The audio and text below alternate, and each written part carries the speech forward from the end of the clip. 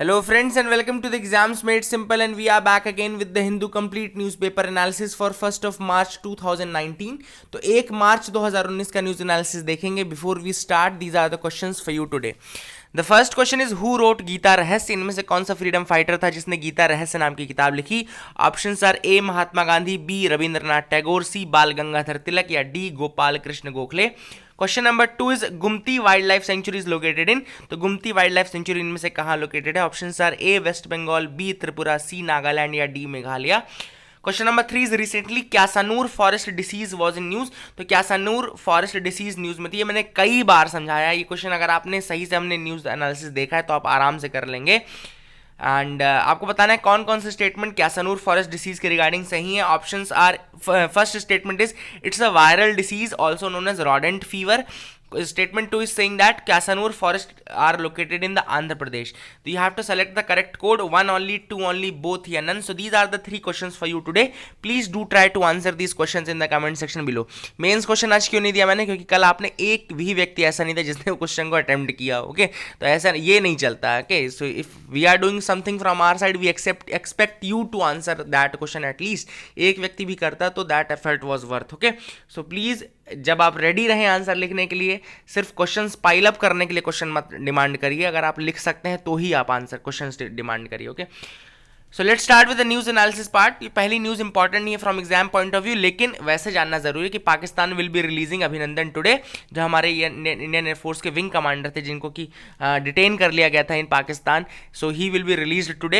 And Pakistan का तो ये कहना है कि it is a peace gesture, but ultimately जो प्रेशर कंडीशंस बनाई थी इंडिया ने, और उसके अलावा जो जिनेवा कन्वेंशंस के कारण जो इंटरनेशनल दबाव था, उस कारण से वैसे भी छोड़ना पड़ता उनको. So that is the thing. Now let's move to the news analysis. The first news is Supreme Court stays eviction of tribals and forest dwellers. अब अभी रिसेंटली सुप्रीम कोर्ट ने एक डिसीजन लिया था जिसके अकॉर्डिंग मैंने आपको बताया था कि जो व्यक्ति अपने राइट्स प्रूफ नहीं कर पाएंगे, those tribals who are not able to prove their rights on the land according to the forest dwellers act of 2006, मतलब फॉरेस्ट राइट्स एक्ट 2006 के अंतर्गत जो व्यक्ति अपने राइट्स को प्रूफ नहीं कर पाएंगे, ऐसे हर ट्राइबल को एविक्ट किया जाएगा. This is what supreme court said. जो इनिशिएट होगी प्रोसेस ये एविक्शन की या फिर ये वेरिफिकेशन की कि आपके पास ट्राइबल राइट्स हैं या नहीं, ये कौन स्टार्ट करेगा?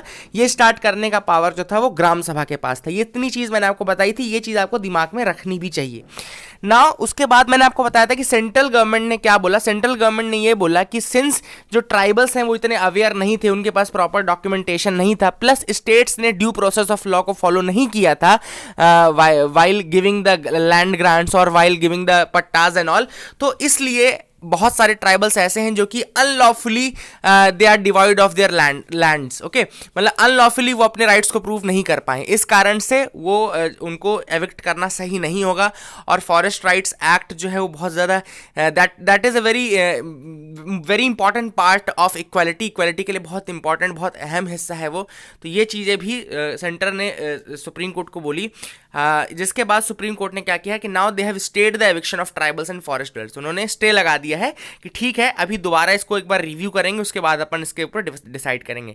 इंपॉर्टेंट चीज़ याद रखिएगा, फॉरेस्ट राइट्स एक्ट 2006. उसके अलावा जितनी मैंने आपको जो थ्योरी बताई, जो इंटेलेक्चुअल डिबेट अपन ने किया कि क्या सही है क्या गलत है, क्यों वो अपने राइट्स को प्रूव नहीं कर पाए, कि उनके पास अवेयरनेस नहीं थी, प्रॉपर डॉक्यूमेंटेशन नहीं था, और जो स्टेट्स हैं they did not followed the due process of law as well. तो वो वाली बात है कि ये सारी पॉइंट्स को भी दिमाग में रखिएगा. Okay, so that is the news from this point. Now we can move to the next pages. आगे की तरफ मूव होते हैं. यहाँ पे जो बाकी है ये एड्स हैं, so that is not important for us. We can move to the next pages. आगे की तरफ मूव करते हैं अब. Okay, so you can see it here ना. यहाँ पर एक न्यूज़ जो है, यह फोटोग्राफ के नीचे आपको दिख रहा होगा कि the colour of the water at the Shankumugham beach जो है वो तिरुवनंतपुरम में है. It is turning yellow. तो आपको ये नाम याद रखना है एटलीस्ट कि शंकुमुखम जो बीच है that is in Thiruvananthapuram. It is turning yellow. And ये येलो क्यों होता जा रहा है? Because of the discharge of effluents from the nearby factories. तो हम देख सकते हैं कि किस तरीके से वाटर पोल्यूशन हो रहा है. उसका एक एग्जाम्पल है, इसका केस स्टडी के रूप में. जब भी आप वाटर पोल्यूशन पे सपोज क्वेश्चन आता है आपका मेंस में, तो आप जरूर इसका एग्जाम्पल दीजिएगा शंकुमुखम बीच का. इसके अलावा जो वाटर पोल्यूशन के अलावा जो सॉलिड वेस्ट मैनेजमेंट या इस तरह का कोई क्वेश्चन आता है। तो उसमें आपको इसके अलावा 2-3 और मैंने आपको बताया था कि एक तो बेलांडूर लेक थी, बेलांडूर लेक जो आपका कर्नाटका बेंगलुरु रीजन में है। उसके अलावा मैंने वार्थर लेक बताया था। तो ये सारे इंसिडेंट्स आप जरूर कोट करिएगा। ओके, बेलांडूर लेक में आग लग गई थी अपने आप, तो ये भी केस स्टडी है। तो इनका जब आप यूज करते हो ना तो ज्यादा आपका इंपैक्टफुल आंसर बनता है। तो इसका यूज तो जरूर करिएगा। करंट से अगर आपने एग्जांपल दे दिया तो दैट विल बी सोने पे सुहागा, है ना, सोने पे सुहागा बोलते हैं इसको। तो Shankumugham beach, Thiruvananthapuram turning yellow due to discharge of effluents from the nearby factories. तो ये चीज होती है जब आप ट्रीट नहीं करते हो पॉल्यूटेंट्स को प्रॉपर्ली, उसके बाद उसको ऐसे ही डिस्चार्ज कर देते हो। तो ये सारी चीजें इशू होते हैं। नाउ लेबरर्स सोर over weight wages under the rural job scheme. Now यहाँ पे मनरेगा की बात की गई बेसिकली कि मनरेगा में जो पेमेंट है वो प्रॉपर नहीं हो रही है। एंड यहाँ पे कुछ चीज़ें बताई गई जैसे कि government has a lot of fund to give for the high speed railway.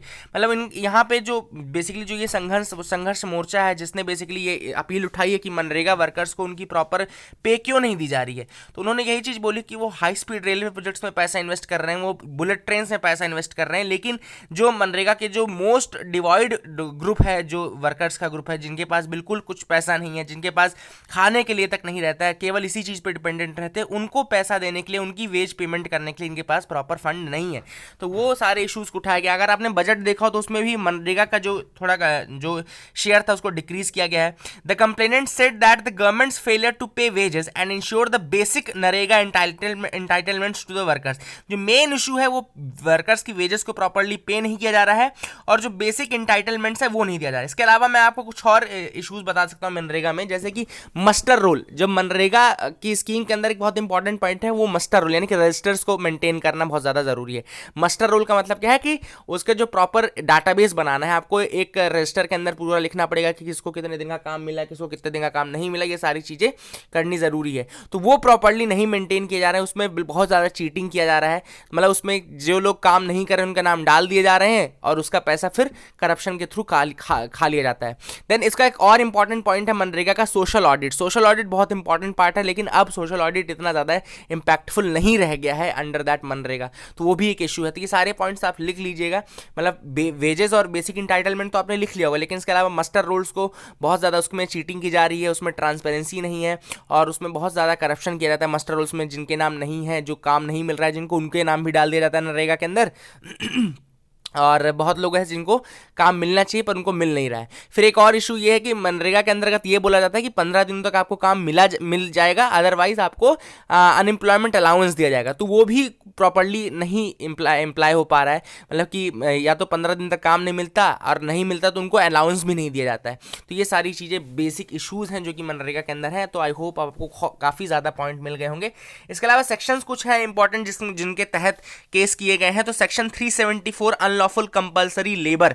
तो आईपीसी का सेक्शन 374 जो है वो अनलॉफुल कंपल्सरी लेबर है। 420 जो आईपीसी का वो है चीटिंग से रिलेटेड, इसलिए बोला जाता है ना कि 420 मत करो। 420 मतलब चीटिंग होती है। 116 अबेटमेंट ऑफ ऑफेंस होता है। तो 374 अनलॉफुल कंपल्सरी लेबर, ये याद रखिएगा। इसके अलावा आईपीसी का ही सेक्शन बहुत इंपॉर्टेंट न्यूज में रहता है 124A जो कि सेडिशन है, तो वो भी याद रखिएगा, रिवाइज हो जाएगा अपना। 124A आईपीसी किसका है? सेडिशन का है। तो इसको भी याद रखिएगा, दिमाग में रखिए ना। तो ऐसे ही समझ में आना चाहिए यार, ये सारी चीज़ें बहुत इंपॉर्टेंट रहती है, दिमाग में बिल्कुल फिट रहनी चाहिए। IRCTC launches its own payment aggregator. Now IRCTC ने लॉन्च किया है खुद का ही पेमेंट एग्रीगेटर लॉन्च किया है। इसका नाम रहेगा IRCTC iPay। ओके, अगर आपसे कोई पूछे iPay क्या है तो iPay को एप्पल से कुछ कनेक्ट मत कर देना, क्योंकि क्या होता है ना कि आईफोन, आईपैड और ये सब चीज़ें देख देख के, आईपॉड, ये सारा देख देख के आई से लगता है कि कोई चीज़ स्टार्ट हो रही थी वो जरूर एप्पल की होगी। तो एक ऑप्शन क्या करेंगे iPay और फिर लिख देंगे कि एप्पल का पेमेंट रेगुलेटर है ये, तो बिल्कुल पेमेंट सेटलमेंट बोर्ड है। तो बिल्कुल ऐसा कंफ्यूज नहीं होना अपने को। और IRCTC iPay जो है बेसिकली वो IRCTC का पेमेंट एग्रीगेटर सिस्टम है। अब इससे क्या होगा कि IRCTC जो रहेगा that will have full control over the payment system. तो iPay के अंतर्गत पूरा जो कंट्रोल रहेगा पेमेंट सिस्टम के अंदर वो किसके पास रहेगा? IRCTC के पास रहेगा। याद रखिएगा IRCTC का iPay, that is very important. Now, Cabinet has cleared voluntary use of Aadhaar as identity proof. तो बेसिकली एक प्रोमलगेशन ऑफ ऑर्डिनेंस के लिए इसको अप्रूवल दिया गया है कैबिनेट का। इस ऑर्डिनेंस में क्या होगा कि voluntary submission of Aadhaar as identity proof होगा for use by private entities such as banks, telcos and fintech firms. तो यहाँ पे यहाँ वॉलंटरी यूज हो गया, मतलब वॉलंटरी यूज मतलब कि अब इसको मैंडेटरी नहीं किया जाएगा कि बैंक्स है या टेलीफोन कम्युनिकेशन के आपको यूज करना, तो वहाँ पे वॉलंटरी यूज रहेगा ना। Ordinance also gives child to exit option, मतलब बच्चों को एक एग्जिट ऑप्शन भी मिलेगा कि 18 साल के बाद उनको आधार अटेन करना है कि नहीं, अटेनिंग आधार मतलब वो एग्जिट कर सकते हैं आधार से from after attaining the age of 18 years. तो 18 साल की एज के बाद वो अटेन कर सकते हैं कि they are opting out of Aadhaar, मतलब एग्जिट कर सकते हैं फ्रॉम द आधार। तो ये ऑर्डिनेंस के अंतर्गत ये पावर भी दी जाएगी। बेसिकली ऑर्डिनेंस का जो मैक्सिमम टाइम पीरियड रहता है वो सबसे इंपॉर्टेंट क्वेश्चन है जो कि प्रीलिम्स पूछ सकता है, याद रखिएगा 6 मंथ 6 वीक होता है। 6 मंथ 6 वीक मतलब कि रीअसेंबली के 6 हफ्ते बाद तक और 6 महीने वैसे। तो इसका मतलब क्या हुआ कि 6 हफ्ते 6 महीने 6 हफ्ते जो है वो मैक्सिमम टाइम पीरियड है जबकि एक ऑर्डिनेंस रहेगा। उसके अलावा दूसरी चीज एक फैक्ट याद रखिएगा कि आर्टिकल 123 जो रहता है वो ऑर्डिनेंस का है, अध्यादेश और article 123, and that is not a parallel law making power of the president. Parallel law making power नहीं है। इसका मतलब क्या हुआ, इसका मतलब ये हुआ कि जब पार्लियामेंट सेशन में रहेगा तब ये ऑर्डिनेंस पास नहीं कर सकते, केवल तभी कर सकते हैं जब पार्लियामेंट सेशन में ना हो। तो ये बहुत इंपॉर्टेंट चीज है जो कि आपको दिमाग में रखनी है। और कॉन्स्टिट्यूशनल अमेंडमेंट बिल्स को आप ऑर्डिनेंस के थ्रू नहीं ला सकते, ये भी याद रखिएगा। जिसमें कॉन्स्टिट्यूशनल अमेंडमेंट लगेगा वो कोई भी बिल ऑर्डिनेंस के थ्रू नहीं आएगा। तो आई होप आपको ऑर्डिनेंस के बारे में भी कुछ जानकारी मिल गई होगी, है ना। तो ये सारे इंपॉर्टेंट पॉइंट्स हैं, इनको दिमाग में रखिए। Now let's come to the editorial section. The first is coming home. Basically this is on the release of Wing Commander Abhinandan Varthaman by Pakistan. ये उसी के ऊपर ये आर्टिकल था। अब देखो यहाँ पे बेसिकली क्या है कि इस आर्टिकल में इमरान खान ने तो ये बोला था पहले कि हम we are offering this as a for the peace and goodwill, and हम पीस एंड गुडविल के लिए इसको ऑफर कर रहे हैं, हम उनको छोड़ रहे हैं फॉर द डी एस्केलेशन। लेकिन अगर सही तरीके से देखा जाए तो क्या ये पीस ऑफरिंग है? नहीं, ऐसा बिल्कुल नहीं है। देवर बेसिकली उनको ये पता था कि इस बार बहुत ज़्यादा एस्केलेशन होगा, अगर हमने उनको रिलीज नहीं किया then there will be further escalations by Indian side, and अगर ऐसा होता है तो Pakistan was not ready to face us. Pakistan के पास इतनी हिम्मत ही नहीं कि वो हमको फेस कर सके। अब देखो बोलने के लिए तो ये बोलेगा कि अंतिम में यार हमने तो देखो ऐसा कर दिया, लेकिन अल्टीमेटली क्या चीज़ थी? अल्टीमेटली चीज़ ये थी कि इंटरनेशनल दबाव भी था, आइसोलेट हो चुका था पाकिस्तान इस मुद्दे पे, और उनको पता था कि इंडिया के सपोर्ट में ही सारी कंट्रीज़ हैं और मोस्ट पावरफुल कंट्रीज़ जो है वो इंडिया के सपोर्ट में है। इसके अलावा इंडिया खुद पावरफुल है अपने आप में कि हमको तो उड़ा ही सकता है ना। तो इसलिए उनको बिल्कुल डर भी था इस चीज़ का, and therefore they accepted to release Abhinandan. But देखो कोई भी कंट्री है, कोई भी गवर्नमेंट है किसी कंट्री की, वो ये एक्सेप्ट तो नहीं करेगी कि हम हार गए या फिर हम डर गए। तो वही चीज़ है कि इसलिए उन्होंने फिर पार्लियामेंट का जॉइंट सेशन बुलाया इमरान खान ने, और उसमें फिर बोले कि देखो we are for peace and goodwill and all these thing. Okay, तो उसके बाद उनका बोलना भी वो ठीक है, चलो अपने कंट्री में वो भी शेर बनना चाहते तो बनने दो। नाउ बेसिकली ऑथर का भी यही कहना है कि जो ये विंग कमांडर का रिलीज है, this will allow both countries to engage diplomatically. तो इसके बाद दोनों कंट्रीज थोड़ा डिप्लोमेटिक लेवल पे एक दूसरे से बात कर सकते हैं एटलीस्ट, और both can claim victories in their own countries. तो इंडिया में भी हम अपनी विक्ट्री घोषित कर चुके हैं क्योंकि हमने उनके F-16 को उड़ा दिया, हमने घुस के उनके 350 से जैश के टेररिस्ट को उड़ा दिया। उसके अलावा हमने क्या किया कि हमने अभिनंदन को भी वापस ला लिया। तो हम तो विक्ट्री कर गए अपनी कंट्री में। उधर वो अपनी कंट्री में बोल रहे हैं कि देखो हमने भी उनके मिग को उड़ा दिया और हमने उनके पायलट को पकड़ लिया और फिर छोड़ भी दिया, मतलब दया भी दिखा दी। तो एक तरह से वो भी अपनी कंट्री में बोलेंगे कि हम भी जीत गए। तो एक तरीके से ये दोनों विन विन सिचुएशन थी दोनों कंट्रीज के लिए कि इस एक्ट के बाद दोनों कंट्री अपनी दोनों गवर्नमेंट्स अपनी अपनी कंट्रीज में बोल सकते हैं कि वो जीत गए, और इसके बाद थोड़ा डिप्लोमेटिक लेवल पे बातचीत हो सकती है। Okay, so that is the thing. और ऑथर ने एक चीज बहुत सही ये बोली कि यार लोगों के जो जिंगोइज्म है उससे गवर्नमेंट्स को ज़्यादा मूव नहीं होना चाहिए, क्योंकि it is ultimately government and it is ultimately the decision of the armed forces जो कि ये सब कैरी करता है। लोग क्या होते हैं, लोग इमोशंस में ही सोचते रहते हैं हमेशा, और उनके एक्सट्रीम जिंगोइज्म से ज़्यादा इफेक्ट नहीं होना चाहिए गवर्नमेंट्स को, और ज़्यादा आपके एयर आर्म फोर्सेस को भी ज़्यादा परस्यू नहीं होना चाहिए इन सब चीज़ों से, क्योंकि अल्टीमेटली उनको डिसाइड करना है कि कब क्या कैसे एक्ट करना है। कि हम लोग ट्रेंड नहीं है, हम लोग तो यार इमोशनल आदमी है, हमको लगेगा कि यार ये चीज़ ऐसी हो रही है तो हमको लगेगा हम ही जाके लड़ रहे हैं, है ना। तो ये सब चीज़ तो पॉसिबल नहीं है ना। अब कोई नौसिखिया जाके तो नहीं लड़ सकता आर्म्ड फोर्सेज में, वहाँ बॉर्डर एरिया में जाके। तो वो सारी चीज़ें इमोशंस में काम नहीं कर सकते हैं और उसका ज़्यादा नुकसान होता है। तो वही ऑथर ने भी कहा है कि we should not work on emotions rather on rational. तो हमको रेशनल पे ज़्यादा भरोसा रखना चाहिए rather than on emotions. Then इसके अलावा पाकिस्तान के लिए भी ऑथर ने यह सजेशन दिया कि that it must realise that the time for denial and obfuscation is over. मतलब डिनायल का जो टाइम है वो ओवर हो चुका है। मतलब अब बहुत आपकी गलतियां हमने बहुत माफ की, आपकी गलतियों पर बहुत हम चुप रहे, लेकिन अब वो समय चला जा चुका है। Therefore the time for denial is over and now we will be giving the response. जैसा कि प्राइम मिनिस्टर ने कहा था कि ये नया इंडिया है, एंड उरी में विकी कौशल ने भी कहा था कि ये नया इंडिया घुस के मारेगा भी। तो the same thing is right for us कि अब वो समय आ गया है कि अब ये सारी चीज़ें नहीं हम बर्दाश्त कर सकते हैं। And Pakistan should dismantle the terror camps which are located in their territory. तो जो उनके टेरिटरी में लोकेटेड हैं टेरर कैंप्स, तो उनको बिल्कुल उनको हिट करना चाहिए, उनको हटाना चाहिए, अदरवाइज दूसरी कंट्रीज को ही एक्शन लेना पड़ेगा। And they should try to fix their fragile economy जो उनकी फ्रजाइल है उसको भी फिक्स करने की कोशिश करनी चाहिए। और ये सारी चीज़ें ऑथर ने सजेस्ट की हैं from their side. Now living on the edge, basically this article is also on the tension between India and Pakistan. Indian Pakistan के बीच की टेंशंस के ऊपर है। Author highlights the need to de-escalate the tension between the two countries. Author ने बोला है basically कि दोनों कंट्रीज को ये चाहिए कि दोनों डीस्केलेट करें टेंशंस को, जो टेंशंस आती जा रही है उनको कम करने की कोशिश करें। एंड अगर मिलिट्री स्टैंड ऑफ होता है तो बेसिकली बहुत सारी चीज़ें हैं जो कि कंट्री की खराब होंगी। फॉर एग्जाम्पल इकोनॉमी को ही ले लीजिए, इकोनॉमी में शेयर मार्केट जैसे गिर गया, ये सारी चीज़ें हुई तो इकोनॉमी भी इफेक्ट होता है, पॉलिटी भी इफेक्ट होता है, रेपुटेशन इफेक्ट होती है, एंड ये सारी चीज़ें हैं। दूसरी चीज़ उन्होंने ये बोली कि जो डोमेस्टिक पॉलिटिकल कंसीडरेशंस हैं उनके कारण ज़्यादा एस्केलेशन होता है। मतलब डोमेस्टिक पॉलिटिकल कंसीडरेशंस के कारण ज़्यादा एस्केलेशन होता है रादर देन द इशू। मतलब इशू कम रहता है लेकिन पॉलिटिकल पार्टीज और उसके लोग जो रहते हैं, जैसे कि येदुरप्पा का ही कल बयान आया था कि हमने जो ये अटैक किया है पाकिस्तान से, उसके कारण बीजेपी जो है वो 22 सीटें जीत जाएगी कर्नाटका में।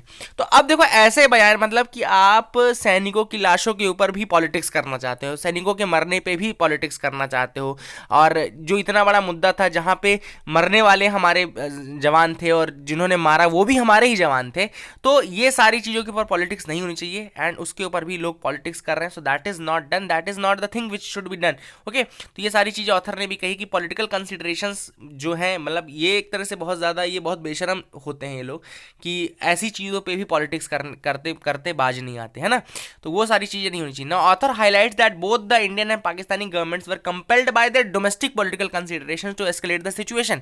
मतलब ऑथर का ये पॉइंट भी बिल्कुल सही कि दोनों कंट्रीज अपने आप को पॉलिटिकली सुपीरियर दिखाने के लिए, अपनी गवर्नमेंट को पॉलिटिकली सुपीरियर दिखाने के लिए उन्होंने एक्ट किया, फर्दर एस्केलेट करने की कोशिश की। इनफैक्ट पाकिस्तान में भी देख लीजिए तो उन्होंने भी पॉलिटिकल कंसीडरेशंस किए। इंडिया में तो अब आ ही रहे हैं, बयान आने लगे कि हमने किया। मतलब आर्मी के जवानों के जो सेक्रीफाइस है उसको भी बिल्कुल इन्होंने बदनाम कर दिया।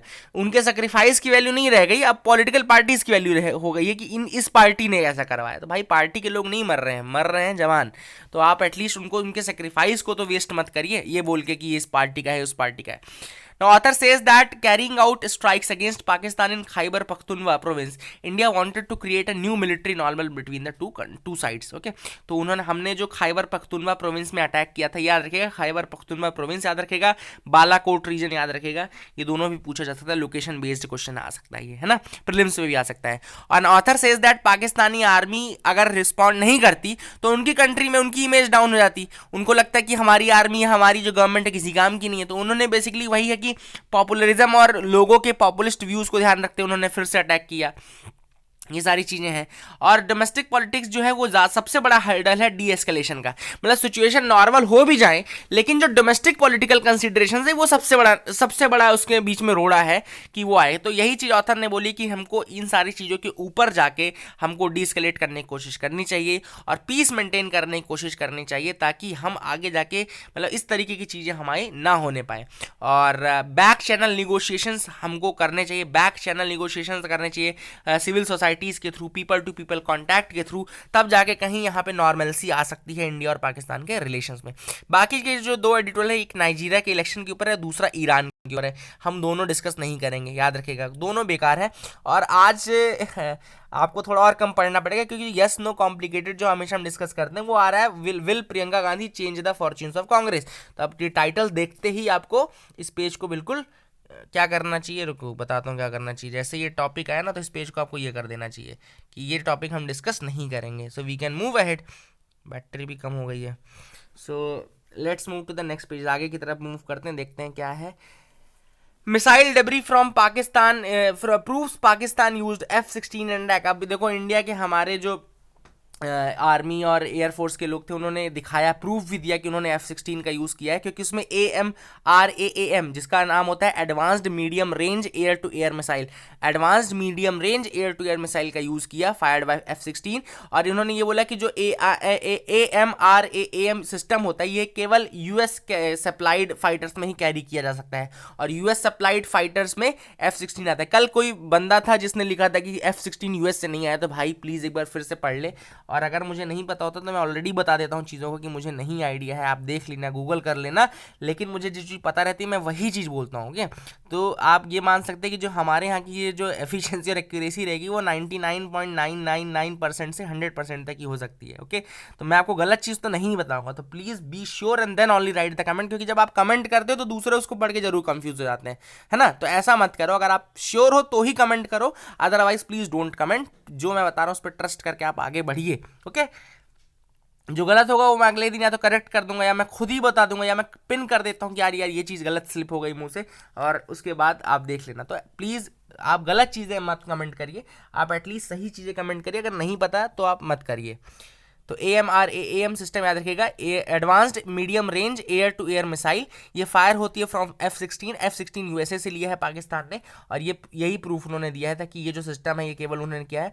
और F-16 को मार किसने गिराया था, हमारे MiG-21 बाइसन ने। MiG-21 बाइसन का नाम भी याद रखिएगा, अगर आपसे कोई पूछता है कि जो रिसेंटली पाकिस्तान ने इंडिया में अटैक किया तो उनके F-16 को मार गिराने वाला विमान कौन सा था, तो मिराज 2000 का भी ऑप्शन में नाम रहेगा, तो कंफ्यूज मत होना, मिराज 2000 से नहीं गिराया हमने, MiG-21 बाइसन से मार गिराया था उनके F-16 को। तो ये बहुत इंपॉर्टेंट है।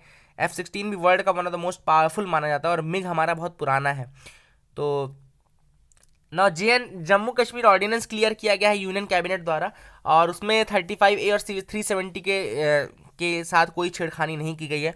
370 आपको पता है special status to Jammu Kashmir है, और 35A जो है वहाँ के परमानेंट रेजिडेंट को डिफाइन करता है ना। 35A याद रखिएगा, permanent resident of Jammu Kashmir को डिफाइन करता है। अब ये इशू क्यों रहता है, क्योंकि परमानेंट रेजिडेंट्स जो जम्मू कश्मीर के रहते हैं उनको कुछ स्पेशल राइट्स दिए जाते हैं, जैसे कि वहाँ पे वो प्रॉपर्टी खरीद सकते हैं, उनको स्कॉलरशिप मिलती है एजुकेशन के लिए, जॉब्स के लिए उनको आगे सुपीरियरिटी दी जाती है। तो ये सारी चीज़ें क्या होते हैं, कुछ लोग इसमें बोलते हैं कि ये राइट टू इक्वलिटी के अगेंस्ट आता है आर्टिकल 35 कि क्यों परमानेंट रेजिडेंट्स को वहाँ इस तरीके से इशू वो मिल रहे हैं। तो वही वाली बात है कि इस कारण से राइट टू इक्वलिटी को वायलेट करने के कारण ही ऐसा बोला जाता है कि 35A को स्क्रैप कर दिया जाए, 370 को स्क्रैप कर दिया जाए, क्यों स्पेशल स्टेटस जम्मू कश्मीर को दिया जाए। तो ये सारे इशूज चलते हैं, बट अभी जम्मू कश्मीर ऑर्डिनेंस पास किया गया है तो उसमें कोई भी छेड़खानी इनके साथ नहीं की गई है, केवल उनके रिजर्वेशन और प्रमोशंस में जो हर्डल्स थे उनको रिमूव किया गया। ओके, सो याद रखिएगा। Now we can move to the next pages, आगे की तरफ मूव करते हैं। मसूद अजहर के ऊपर जो फिर से UNSC में बिड लगाई जाएगी कि उसको टेररिस्ट घोषित कर दिया जाए, और चाइना ने अपना स्टैंड नहीं बदला, चाइना ने ही था जो आज तक रोके रखा था, और याद रखिएगा अभी भी वो रोक के रख सकता है। ट्रंप और किम जोंग उन जो वियतनाम हनोई में उनका मीटिंग हुआ था, वो कोई कंसेंसस पे रीच नहीं कर पाए, it failed to reach deal in Hanoi, क्योंकि ट्रंप बीच में चले गए। ओके, तो उनको कुछ याद आया कि कुछ भूल गए घर में, तो वो चले गए लेने। तो ये सारी चीज़ें हो गई और कुछ इशू हुआ नहीं रिजॉल्व, है ना। अब यहाँ पर हम अगले पेज में आ जाते हैं। Infosys फाइंस director for insider trading. अब बेसिकली इन्फोसिस ने क्या किया क्या नहीं किया किसके ऊपर क्या इंपॉर्टेंट नहीं, बट इनसाइडर ट्रेडिंग अपने आप में इंपॉर्टेंट है, क्योंकि लोगों को नहीं पता होगा इनसाइडर ट्रेडिंग क्या होता है।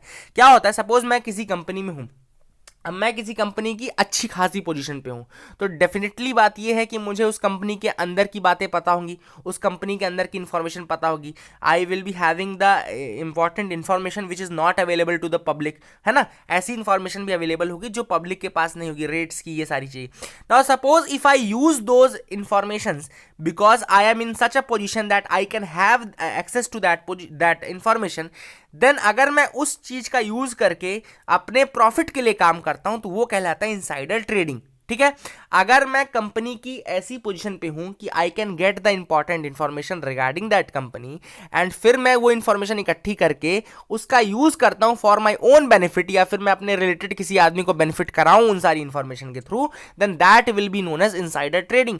इसको इलीगल क्यों माना जाता है? इसको इलीगल इसलिए माना जाता है because this is seen unfair to other investors जिनके पास कोई इंफॉर्मेशन नहीं है।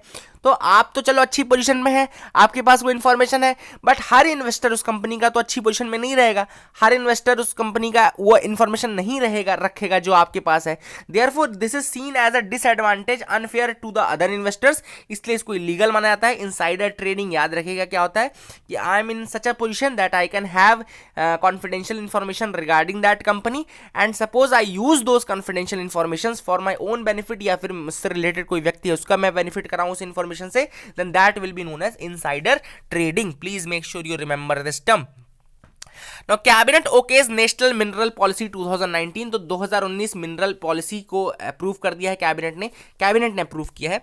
अब देखो इसमें क्या आ गया था, policies aimed at bringing out more effective regulation to the sector, ज्यादा इफेक्टिव रेगुलेशन लाना है सेक्टर में, और सस्टेनेबल अप्रोच रखनी है for addressing the issues of those affected by mining, मतलब ऐसे व्यक्ति जो माइनिंग से अफेक्टेड है उनके लिए भी काफी कुछ किया जाएगा in the national mineral policy 2019। Okay, तो नेशनल मिनरल पॉलिसी याद रखेगा, पहला तो इफेक्टिव रेगुलेशन लाना है सेक्टर में, पूरे सेक्टर में, माइनिंग सेक्टर में, एंड दूसरा की सस्टेनेबल अप्रोच रखनी है for those affected by the mining. Okay, ये इंपॉर्टेंट है।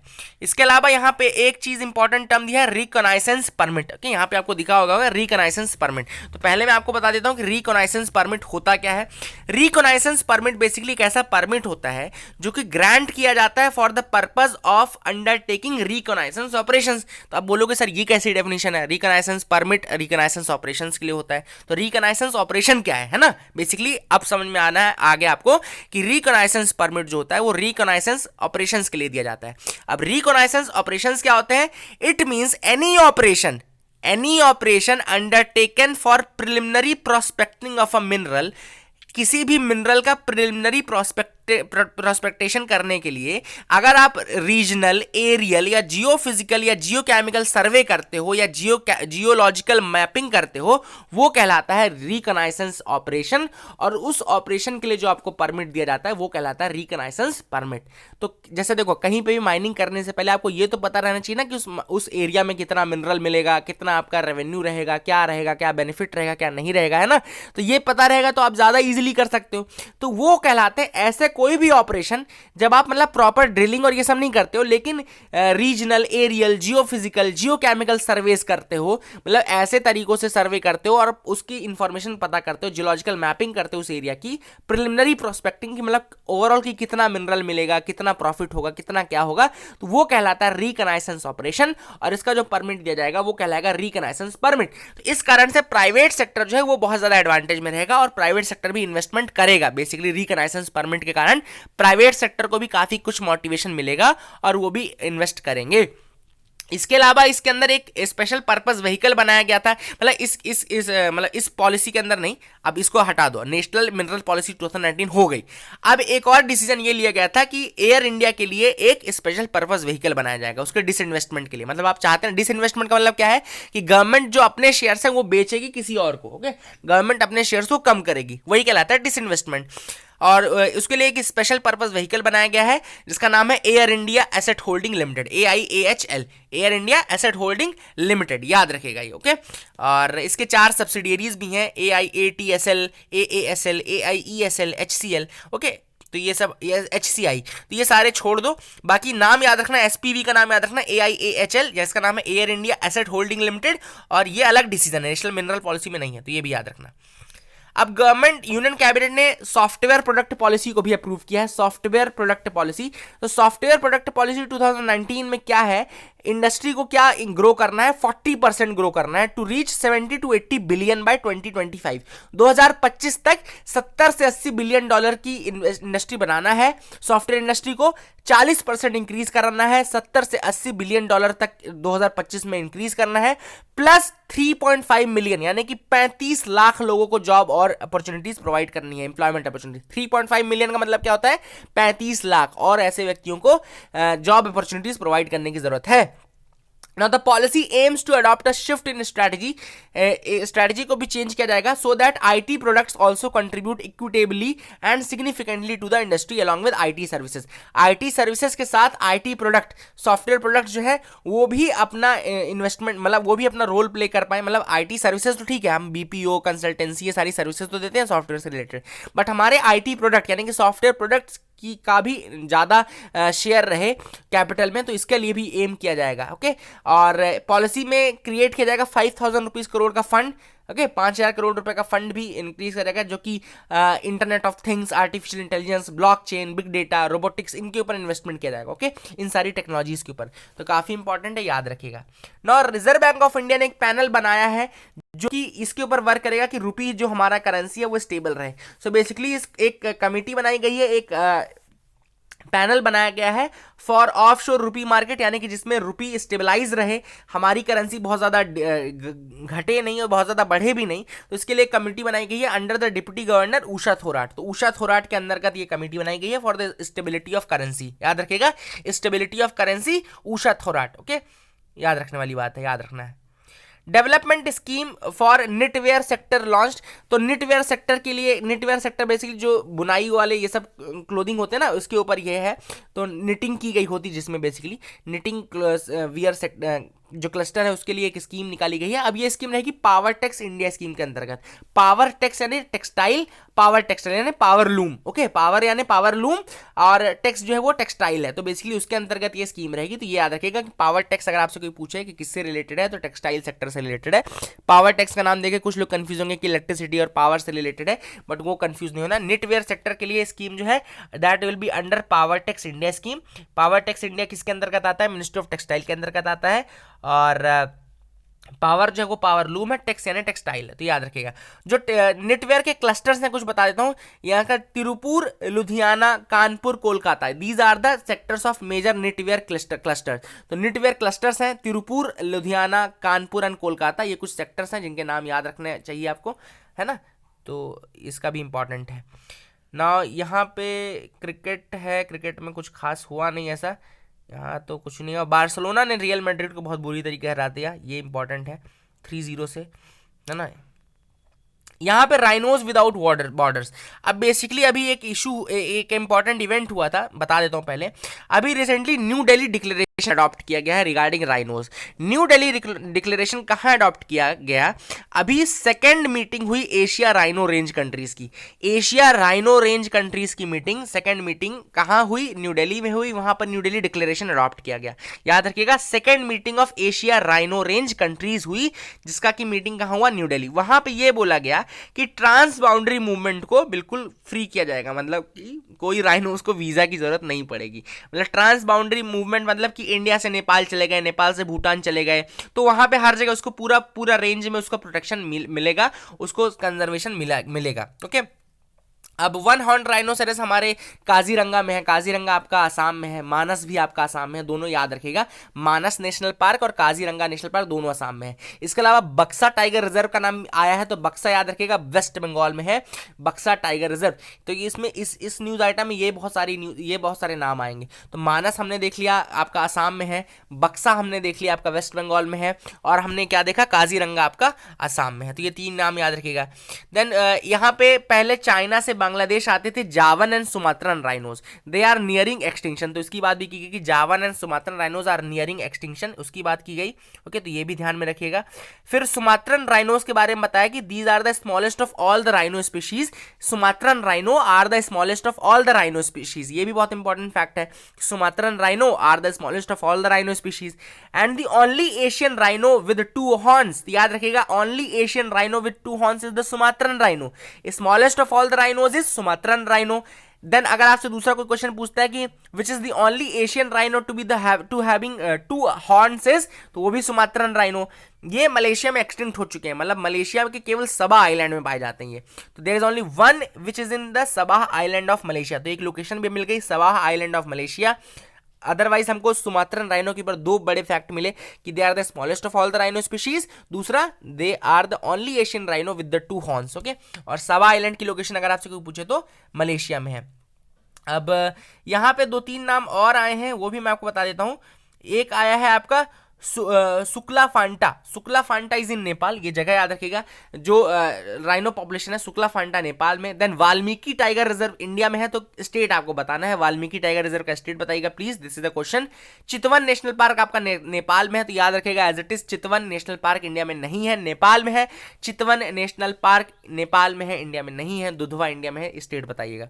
तो सुक्ला फांटा नेपाल में है, वाल्मीकि टाइगर रिजर्व आपका इंडिया में है, स्टेट बताइएगा। चितवन नेशनल पार्क नेपाल में है, और दुधवा इंडिया में है, स्टेट बताइएगा। So these are the important news items from the day. I hope you like the video. Please do like and subscribe, keep loving us, keep sharing us. Thank you and have a nice day.